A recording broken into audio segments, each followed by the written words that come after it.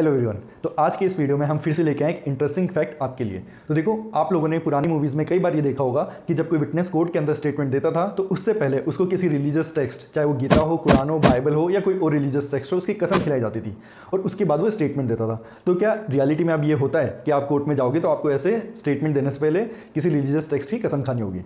तो देखो, ये जो सिस्टम है इसकी शुरुआत हुई थी राजा महाराजाओं के ज़माने में, क्योंकि तब ये माना जाता था कि अगर कोई विटनेस कोर्ट में आया है तो उसको सच बोलना होगा, और अगर उस टाइम पर कोई अपने रिलीजियस टेक्स्ट की कसम खाएगा तो झूठी कसम नहीं खाएगा, इस वजह से वो सच ही बोलेगा।